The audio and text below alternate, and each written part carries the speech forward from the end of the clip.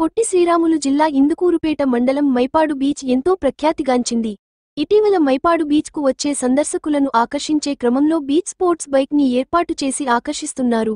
మహానగరాలు Goa beach, Chennai beach లాంటి బీచ్లలో మాత్రమే పరిమితంగా కనిపించేటువంటి బీచ్ వెహికల్స్ ఇక్కడ ఏర్పాటు చేసి ఆకట్టుకుంటున్న వెహికల్ యజమానితో 7 టీవీ ఛానల్ ప్రతినిధి Harish face to face.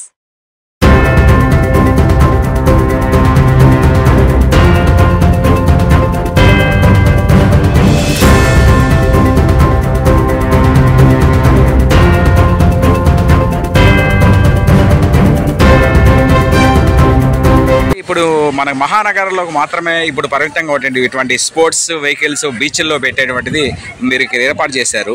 So ఎట్లా మీరు ఏర్పాటు చేశారు, దీనికి ఎంత ఛార్జ్ చేస్తున్నారు? మీ పేరేంటి? నా పేరు లోకేష్ అండి. ఇక్కడ మన మైపాడు బీచ్ డెవలప్ కోసం ఒక 750 మీటర్స్లో ఉంటుంది.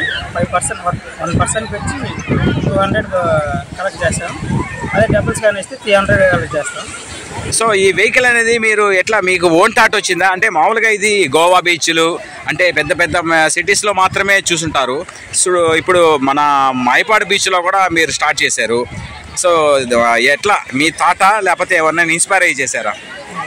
పక్కన బీచ్లో ఉన్నాయి కాబట్టి ఇక్కడ జనాలు ఎక్కువ వస్తున్నారు, పెడదామని మా థాట్ వచ్చి పెట్టాము. సో దీనికి ప్రైస్ విషయానికి వస్తే ఎంత పర్చేజ్ చేశారు దీన్ని?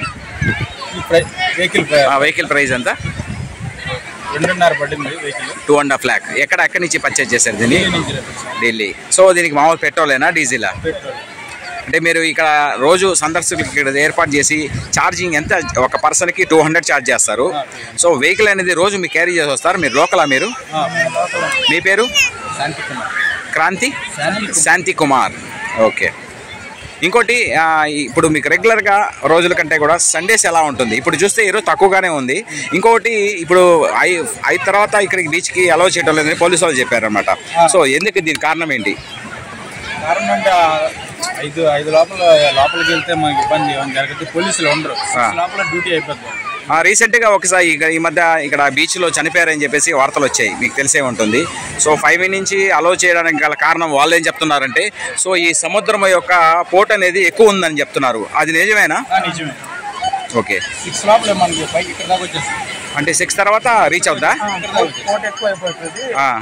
దానివల్ల మనకి ఏంటంటే ఇక్కడ మన లోకల్ ఎవరు ఉండరు, వాళ్ళు ఉన్నంత వరకు సేఫ్ గా ఉంటారు జనాలందరూ. అంటే లోకల్ వాళ్ళు కొద్దిగా ఇప్పుడు సేవ్ చేస్తుంటారా వచ్చిన సందర్శకులకి?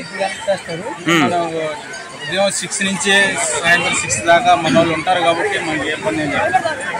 మనం ఇంటికి వెళ్ళిపోతాం కాబట్టి ఎవరు ఉండరు, పోలీసు కూడా ఎవరు ఉండరు. మనకి ఏమైనా జరిగినా మనకి కాపాడే వాళ్ళు. బీచ్ కి సంబంధించిన సేఫ్టీ వాళ్ళు ఎవరైనా ఉంటారా ఇక్కడ? అంటే ఇప్పుడు సందర్శకులు చాలా మంది ఉంటారు. సో బై మిస్టేక్ లోపలికి వెళ్ళి చిక్కుకుపోయి మునిగిపోయే ఛాన్సెస్ ఉంటాయి. వాళ్ళని సేఫ్ చేసే సేఫ్టీ గార్డ్స్ కానీ ఎవరైనా ఉన్నారా?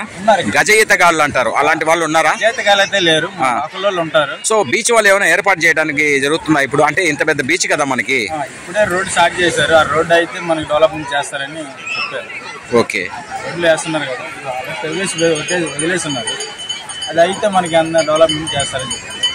ప్రస్తుతానికైతే మటుకు ఎప్పుడు వరకు ఉంటుంది బీచ్? సాయంత్రం 5:30కి క్లోజ్ చేపిస్తారు. 6 అంతగా ఎవరు ఉన్నారు.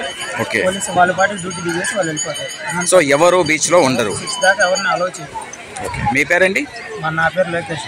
Thank you. Like, share, subscribe. మరిన్ని వీడియోల కోసం గంట సింబల్ ని క్లిక్ చేయండి. Thanks for watching this video.